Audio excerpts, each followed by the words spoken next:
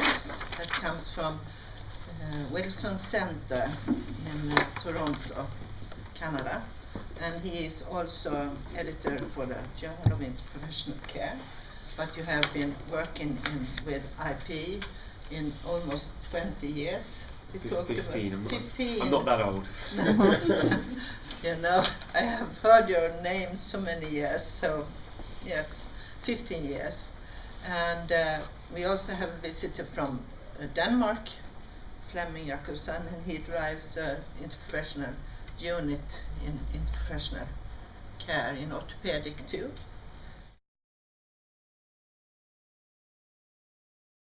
To do 5 things in the presentation part of the workshop. Just give you a quick overview of some of the basics, basic concepts and principles in relation to interprofessional education.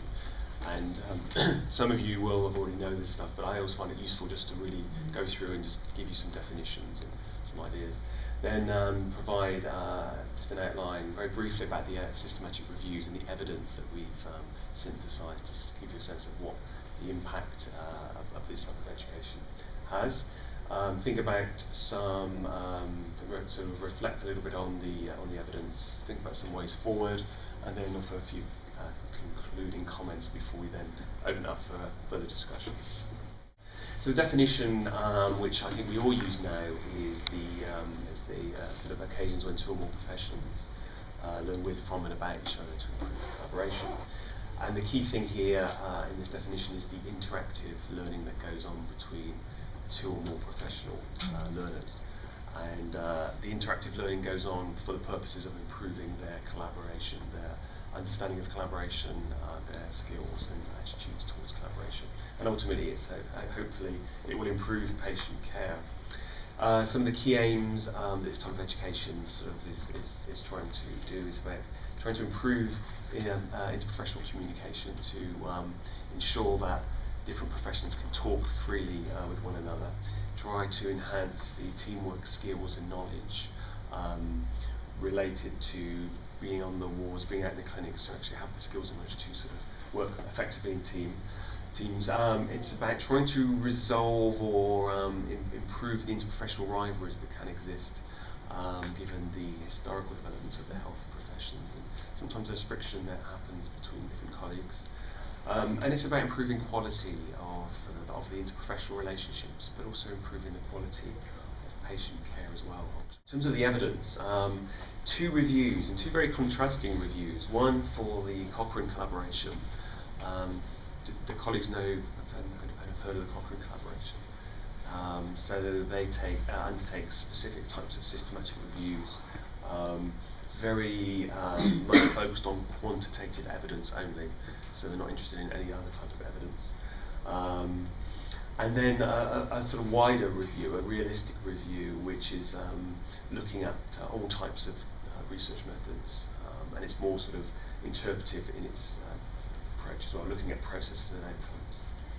So what we find is, at that point, the US had the most, so if you look at the country of publication, the US had over 50% of the publications in terms of IPE. UK was following, and then Australia, Canada, and other. So this is where, at that point, this sort of, so we had a couple from Sweden, I think there was one from Denmark, but not much. But I think what this is a snapshot, and what it shows you is a need to update these types of work, because they date very quickly. So now I know is from my work as the editor on the Journal of Interprofessional Care, the Canadian work now is almost surpassing the UK work. The US has kind of dropped off, actually. There's not as much coming from the US at all, I'm finding, and Australia as well is coming up. So I've been encouraging colleagues at the Karolinska the last few days I've been here to publish more. So hopefully the next time we update there'll be more Swedish papers. And some of the current challenges is when you look at the literature, and it's still kind of there, but it's moving a little bit. There's a focus on small single-site studies, often involving 20 or 30 students, sometimes even fewer. What we find is a sort of, at that point, and it's improving, use of sort of the weaker types of research designs. There was a lot of post hoc types of, post-intervention types of approaches. So you just get a sort of assessment at the end, or an evaluation at the end. So again, if you're trying to measure impact, you at least need some before and after. You should triangulate that with other forms of data. But so yeah, again, what we're finding is the focus on just there's a focus on short-term outcomes as well. So people just reporting what happened directly after the course had finished. So we have a very poor understanding of the longer-term impacts of this type of education. There's been relatively little attention paid to observing and understanding the processes of teaching and learning. So looking at facilitators in action, looking at learners and how they learn together, observing debriefs in simulation, observing shared reflection. So we don't know, we don't know what a good facilitator looks like empirically at the moment. So some ways forward, I think we need some more rigorous research design. So we need to think more about qualitative and quantitative mixed method designs. I also think we should think about multi-institutional and international studies. So starting to join up where we have two single sites together and maybe collect similar data and aggregate the data as well. So to start building bigger inferences that we can share with colleagues. And it makes it more difficult, to do multi-institutional. But I think it's worth the effort. Again, theory building. I think we need to start thinking about our empirical data and then building theory from it to improve the quality of the evidence that we have. And I think we need to focus more on the teaching and learning processes, to really understand them and what they mean. I know, and we all know, as an IPE facilitator, you need to be good at small group interaction and facilitating that. But what do you do if you have interprofessional friction? How do you manage that effectively? How do you make sure that you can capture a teachable moment when there's friction and turn it around and people can kind of use it creatively? We need sort of more perspectives from faculty and from learners.